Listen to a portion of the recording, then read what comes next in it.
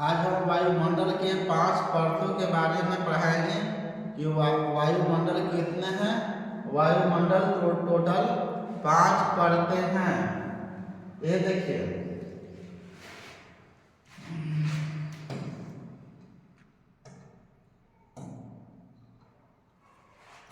क्षोभमंडल, समताप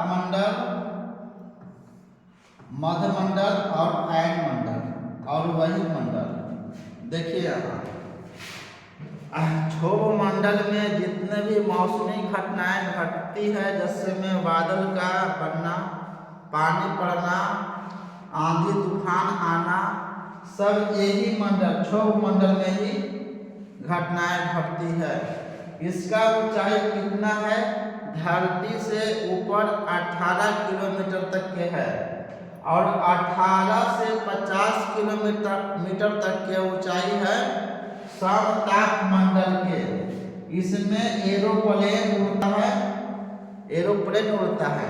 समताप मंडल में किसी भी प्रकार के मौसमी घटनाएं नहीं घटती है।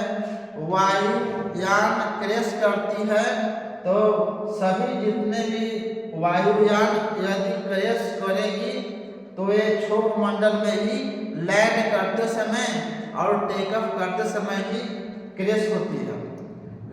तो इसीलिए जब ये एरोप्लेन समताप मंडल में प्रवेश कर जाती है तब इसका कोई खतरा नहीं रहता है क्रैश होने का। ये है मध्यमंडल। यही मध्यमंडल में जितने भी उल्का पिंड आकाश से आकाशीय पिंड गिरते हैं, इसी में जलकर के नष्ट हो जाते हैं। मध्यमंडल में आप लोग रात में अगर सोते होंगे तो देखते होंगे कि एक तारा टूटा और तेजी से गिरा और वो खत्म हो गया। जो कहते हैं हम लोग कि तारा टूटा है, तारा नहीं, वो उल्का पिंड रहते हैं। तो इसी में मध्यमंडल में ही जलकर नष्ट हो जाते हैं। ये रहा है आयन मंडल। आयन मंडल है ये वाला आयन मंडल। आयन मंडल की ऊंचाई है 80 से 400 किलोमीटर तक के। इसमें ही सैटेलाइट वगैरह उपग्रह छोड़े जाते हैं। और ये है वायुमंडल। इसका ऊंचाई अनंत है। इसका ऊंचाई अनंत है। नेक्स्ट देखते हैं।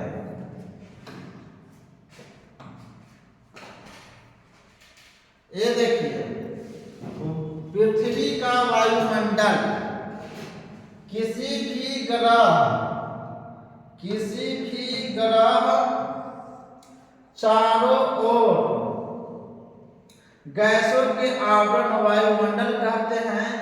पृथ्वी को जिस गैसीय आवरण ने ढक रखा है उसे पृथ्वी का वायुमंडल कहते हैं। पृथ्वी के चारों ओर गैसीय आवरण को वायुमंडल कहते हैं शॉर्टकट में। इसी वायुमंडल के कारण ही पृथ्वी पर जीवन संभव है और सब ग्रह पर जीवन संभव नहीं है। बुध, शुक्र, पृथ्वी ये सब अभी खोजा जा रहा है, शोध जारी है। वायुमंडल के सबसे ऊपरी परत को अध्ययन को वायु विज्ञान और सबसे निचली परत को ऋतु विज्ञान कहते हैं। वायुमंडल के सबसे ऊपरी परत को वायु विज्ञान और निचली परत को ऋतु विज्ञान कहते हैं। वायुमंडल में गैसों जैसे में नाइट्रोजन है 78.8% और ऑक्सीजन है 20.95%। ये देखिए यहाँ 20.95%। ये नाइट्रोजन 78.8% और यहाँ आर्गन 0.93% और कार्बन डाइऑक्साइड की मात्रा है 0.03% और 0.04% अन्य गैस है। जैसे यहाँ देखिए अन्य गैसों की मात्रा 0.04% है। इसको पॉज करके अच्छे से लिख लीजिएगा। नेक्स्ट बढ़ते हैं। नाइट्रोजन की देखिए विशेषता, वायुमंडल में सबसे ज्यादा कौन सा गैस है? तो नाइट्रोजन। नाइट्रोजन गैस के बारे में देखिए, पृथ्वी के वायुमंडल में इस गैस की प्रतिशत मात्रा सभी गैसों से अधिक है। ये कहिए सबसे ज्यादा वायुमंडल में कौन सा गैस है? तो नाइट्रोजन है, 78.8%। नाइट्रोजन रंगहीन है, इसका कोई रंग नहीं है। गंधहीन, इसका कोई गंध नहीं है। स्वादहीन, इसका कोई स्वाद नहीं है। पेड़ पौधों के लिए प्रोटीन का सबसे बड़ा स्रोत है। पेड़ पौधे नाइट्रोजन को नाइट्रेट के रूप में ग्रहण करते हैं, ये भी सवाल है। नाइट्रोजन आग को तेजी से फैलने से क्या करती है? रोकती है। नाइट्रोजन वायुमंडलीय दाब का प्रमुख कारण है। चलिए ऑक्सीजन देखिए, यहाँ ऑक्सीजन जो 20.95% ऑक्सीजन है। ये ऑक्सीजन देखिए, ऑक्सीजन को जीवनदायी गैस कहते हैं। और जैसे में हम लोग भी सभी जीव क्या करते हैं? ऑक्सीजन को ही तो लेते हैं। ऑक्सीजन आग जलने में सहायता करता है। ऑक्सीजन के अभाव में हम ईंधन नहीं जला सकते, आग नहीं लहरा सकते हैं ऑक्सीजन के अभाव में। जैसे में कोई जांच करना है तो एक मोमबत्ती जलाइए और गिलास से ढक दीजिए, देखिए वो बुझ जाएगा, जलेगा नहीं, क्योंकि अवरुद्ध हो गया। चलिए आर्गन गैस देखिए, आर्गन वायुमंडल में तीसरे स्थान पर सर्वाधिक मात्रा में पाई जाने वाली गैस क्या है? आर्गन गैस है।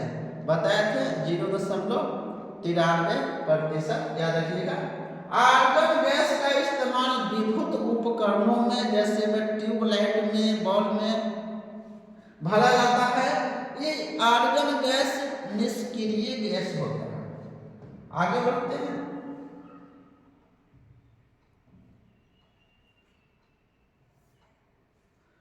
अब देखिए कार्बन डाइऑक्साइड, हम लोग ऑक्सीजन लेते हैं तो छोड़ते हैं क्या? Carbon dioxide. कार्बन डाइऑक्साइड की मात्रा कितना है? 0.03%। कार्बन डाइऑक्साइड यह गैस भारी होने के कारण वायुमंडल में निचली परत में पाई जाती है। पेड़ पौधों की श्वसन क्रिया में भी काम आती है। वायुमंडल में जो कार्बन डाइऑक्साइड गैस है, जो पेड़ पौधे इसको ग्रहण करते हैं, दिन के समय में कार्बन डाइऑक्साइड और रात में छोड़ते हैं ऑक्सीजन, और रात में पेड़ पौधे ठीक उल्टा करते हैं, लेते हैं ऑक्सीजन और छोड़ते हैं कार्बन डाइऑक्साइड। इसीलिए रात्रि के समय पेड़ के नीचे नहीं सोना चाहिए। यहाँ देखिए कार्बन डाइऑक्साइड गैस हरित गृह प्रभाव इसीलिए कहा जाता है क्योंकि ये हरे पौधे इसे दिन में ग्रहण करते हैं और भोजन बनाते हैं, प्रकाश संश्लेषण की क्रिया करते हैं। सबसे अधिक जिम्मेदार गैस है हरित गृह प्रभाव के लिए। यह है हाइड्रोजन गैस, इसे भविष्य का ईंधन भी कहते हैं। देखिए क्यों कहा जाता है? देखिए वायुमंडल की सबसे हल्की गैस है। वायुमंडल की सबसे हल्की गैस कौन है? तो हाइड्रोजन गैस है। हाइड्रोजन गैस को ही भविष्य का ईंधन कहा जाता है। हाइड्रोजन गैस जलने में अत्यधिक ऊर्जा देती है, इसलिए इसे भविष्य का ईंधन भी कहा जाता है। आगे बढ़ते हैं। देखिए